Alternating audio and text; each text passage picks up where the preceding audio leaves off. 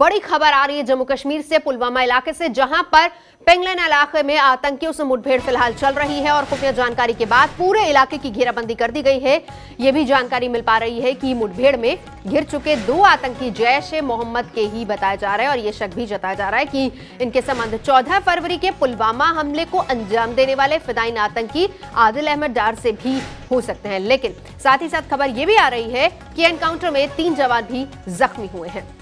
अशरफ वानी सीधा चलेंगे उन्हीं के पास, हमारे सहयोगी जुड़ चुके हैं हमारे साथ।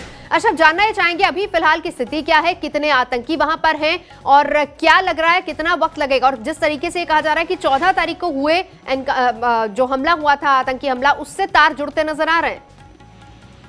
बिल्कुल नवजोत, दरअसल जब से ये हमला हुआ था पुलवामा में 14 फरवरी को, उसके बाद ही लगातार जम्मू कश्मीर पुलिस, सेना की इंटेलिजेंस विंग और कई सारी खुफिया एजेंसियां इसी बात को लेकर लगी थी कि वो इसका पता लगाएं कि जो पुलवामा में हमला हुआ है उसके पीछे किसका हाथ है।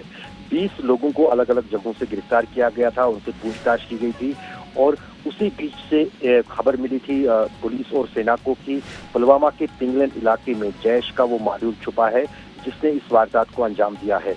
रात के 12 बजे ही पूरे इलाके की घेराबंदी शुरू कर दी गई थी और जो ही वहां पर कॉर्डन लेड किया जा रहा था, जो ही वहां पर जो घेराबंदी हो रही थी, तो तभी एक घर में छुपे जो मिलिटेंट थे उन्होंने लगातार गोलीबारी सेना पर की, जिसमें सेना के 4 जवान जो हैं घायल हैं, जिनमें एक अफसर भी है। घायल जवानों को श्रीनगर के आर्मी अस्पताल में लाया गया है, लेकिन उस बीच पूरे इलाके की और घेराबंदी कर दी गई है ताकि कोई भी रास्ता न बचे इन मिलिटेंटों को निकलने के लिए और यहाँ से भागने के लिए। फिलहाल वहाँ पर कुछ देर से फायरिंग रुकी हुई है, लेकिन पूरे इलाके की, एक बड़े इलाके की घेराबंदी कर दी गई है, जिसमें पुलिस, सीआरपीएफ, सेना और बाकी सुरक्षा बल के जवान तैनात हैं और पूरे इलाके को सील कर दिया गया है।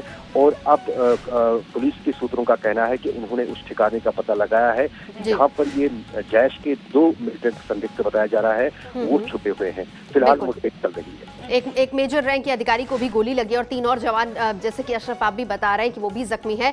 लेकिन साथ ही साथ ये भी बताइए कि आतंकी कुल मिलाकर कितने हो सकते हैं और क्या लग रहा है अभी और कितनी देर मुठभेड़ चलेगी वहां पर? नवजोत, जिस हिसाब से ये गोलीबारी शुरू हुई है उस बीच लग रहा है कि जो तादाद, जो खबर थी सेना के पास और सुरक्षा बलों के पास कि 2 जैश के मिलिटेंट हो सकते हैं जो वहां पर छुपे हैं, तो तादाद फिलहाल अभी जो पुलिस के पास खबर है 2 की है, लेकिन साफ नहीं कहा जा सकता है जब तक ये मुठभेड़ अंजाम तक न पहुंचे।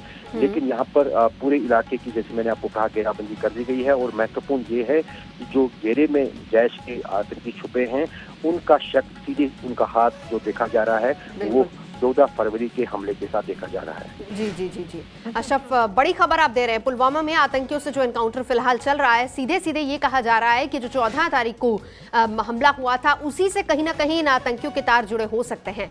और अभी तक जो खबर आ रही है वो ये कि 2 आतंकी हो सकते हैं, लेकिन अशरफ भी हमारे सहयोगी साथ ही साथ ये बता रहे हैं कि क्योंकि अभी मुठभेड़ वहां पर चल रही है इसलिए कहा नहीं जा सकता कि तादाद और भी हो सकती है। लेकिन फिलहाल आपको ये बताएं कि इसमें 3 जवान जख्मी हुए हैं। इसके अलावा एक अन्य मेजर रैंक का एक अधिकारी भी है जिसको गोली लगी है। जो तस्वीरें हम आपको दिखा रहे हैं, आपको ये बताएं कि मेजर रैंक के एक अधिकारी को गोली लगी, 3 जवान इसमें जख्मी हुए हैं। लेकिन आतंकियों के बारे में पुख्ता जानकारी मिली थी, खबर ये मिली थी कि जो आतंकी यहां पर छिपे हुए हैं उनके संबंध कहीं ना कहीं 14 फरवरी को पुलवामा हमले को अंजाम देने वाले फिदायीन आतंकी आदिल अहमद डार से ही है। और इसी के बाद सुरक्षा बलों ने यहां पर घेराबंदी की, जिसके बाद फिलहाल दोनों आतंकियों के साथ ये मुठभेड़ अभी फिलहाल चल रही है। लेकिन खबर यह आई है कि 3 जवान और एक मेजर रैंक का अधिकारी घायल हुए हैं इस हमले में अभी तक।